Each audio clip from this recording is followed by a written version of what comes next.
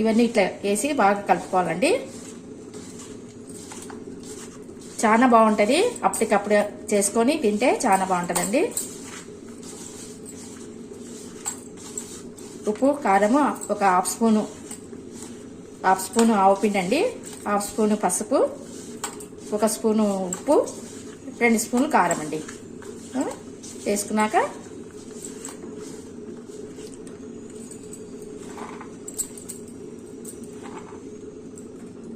ఇట్లా ఆపు నిమ్మది చెక్క తీసుకొని ఆకు పడుతుందండి దీనికి.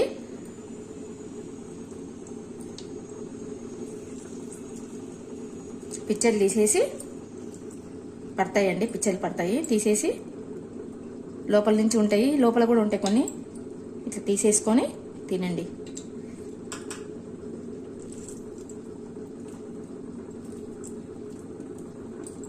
ఇట్లా బాగా కలపాలండి.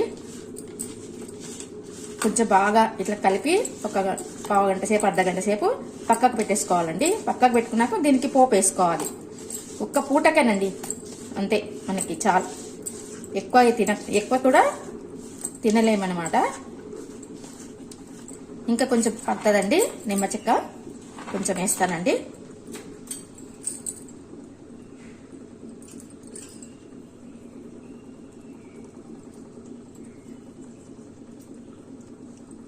ఇంకా హాఫ్ వేసినానండి. ఫుల్గా ఒక్క నిమ్మకాయ అనేది పట్టదు.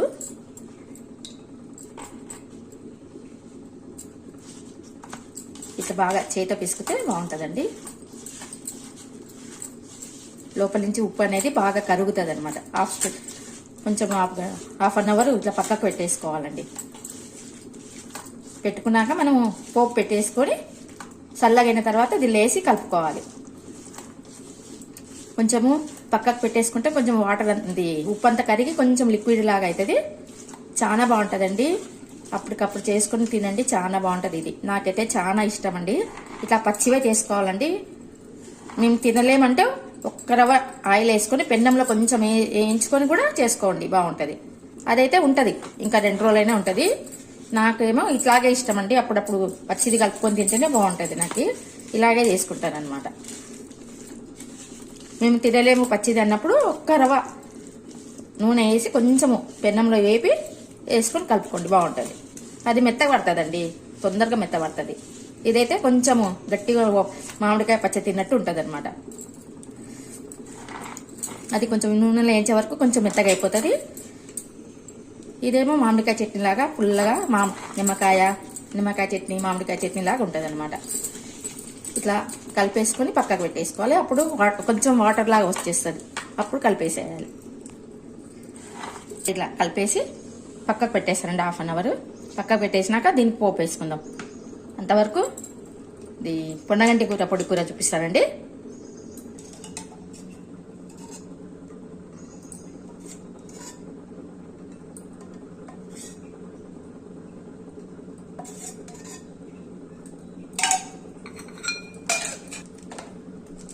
శనగపప్పు అండి, జీలకర్ర, ఆవాలు. జీలకర్ర దీనిలోనే ఉందండి. జీలకర్ర, ఆవాలు,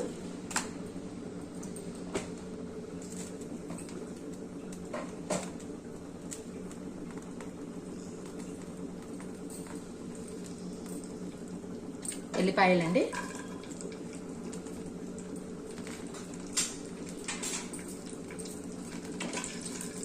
ఇట్లా బాగా వేయించుకోవాలి. వేసేసుకోండి. కొంచెము ఉల్లిపాయలు కొంచెము ఎల్లిపాయలు అనేవి రెడ్ అయినాక ఉల్లిపాయ వేసుకోండి.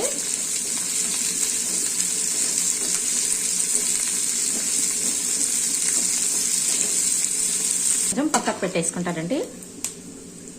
లైట్గా సెమీ ఫ్రై చేసుకోండి. ఎల్లిపాయ మాత్రము కొంచెము ఎర్రగా వేపుకోవాలి. ఉల్లిపాయ మాత్రము కొంచెం ఎక్కువసేపు వేయించకుండా పక్కకు పెట్టుకోండి. అంతా దాని కలిసి తొందరగా ఇదైపోతుందండి. ఇప్పుడు పొన్నగంటి కూర వేసేసి వేపుకుందాం. చూడండి, పొన్నగంటి కూర వాష్ చేసి పెట్టుకున్న పొన్నగంటి కూర అండి. ఇది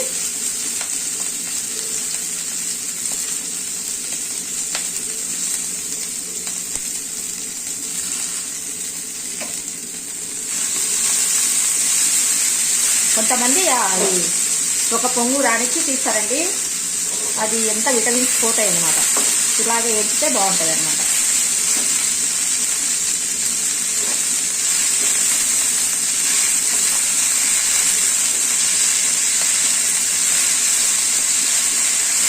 ఇవి కట్ చేయకూడదండి, అట్లనే వేయించాలి. తొందరగా ఇదైపోతుంది, వాటర్లో కడిగినా కదా తొందరగానే మెత్తబడతాయి.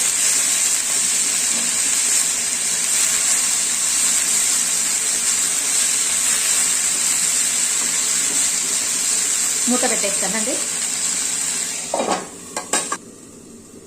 పొండంగంటి కూరకు కారము, పసుపు, ఉప్పు, కొబ్బరి అన్నీ వేసి పెట్టుకోను.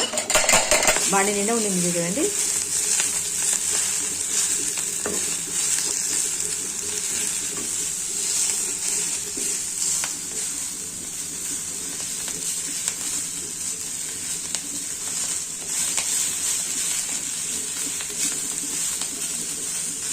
ఒక కప్పు కందిపప్పు ఉడకబెట్టి పెట్టుకున్నానండి. ఒక విజిల్ కూడా రాకముందే తీసేయండి.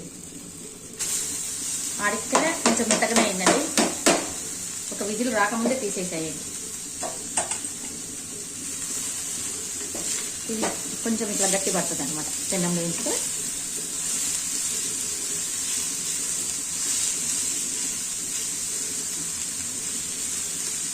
ఆ తడికి వేస్తాం. బేళ్ళలో కందిపప్పులో ఉన్న తడికి కొంచెం బాగా అవుతుంది అనమాట. ఆకుకూర తమ పాలల్లో ఉడుకుతుంది.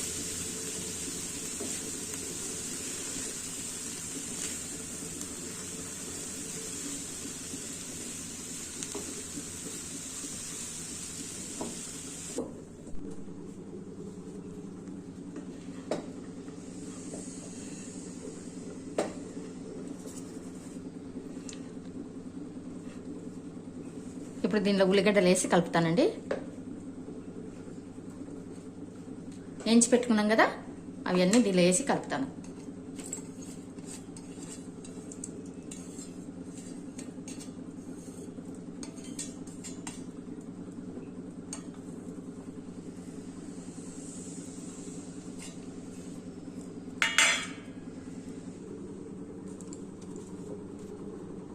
వేసి అంతా కలుపుకోవాలండి. కారం వేసి బాగా కలుపుకున్నాం కదా, వేసుకున్నాం కదా. ఇప్పుడు ఇది కారం వేసి అంతా మిక్స్ చేసుకోవాలి. మళ్ళీ కలిపినాక చూపుతానండి. కలుపుకున్నాను కదా, కిందిది మీదికి, మీదిది పైకి చేసుకోండి. కొంచెం కారం మగ్గాలండి. కారం మగ్గేంత వరకు ప్లేట్ పెట్టేసుకొని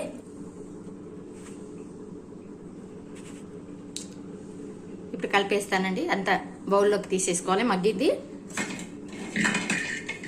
మగ్గిపోయిందండి చూడండి, బాగా మగ్గిపోయింది.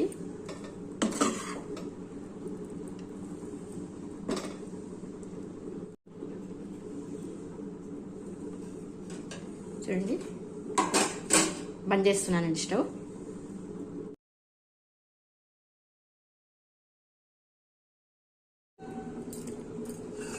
చూడండి, చేసి పెట్టేస్తున్నానండి.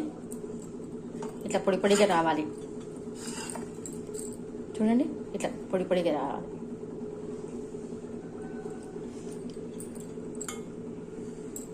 అయ్యిందండి. బాయ్. మళ్ళీ దానికి పోపు పెడతానండి.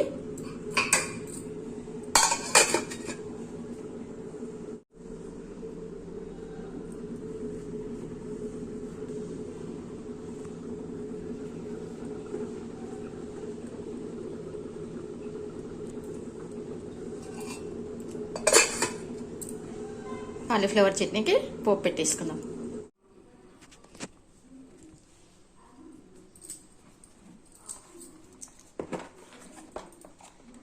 కాలీఫ్లవర్ చట్నీకి తిరువాత అండి.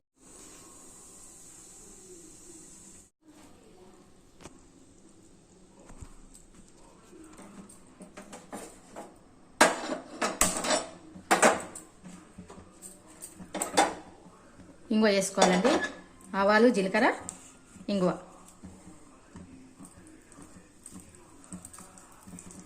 ఇంగువ వేసుకుంటే చాలా బాగుంటుంది.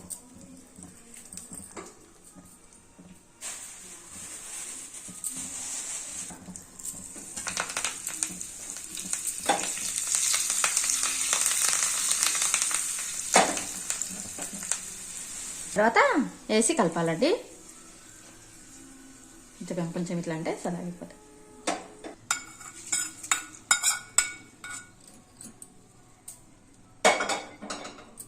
బాగా కలుపుకోండి.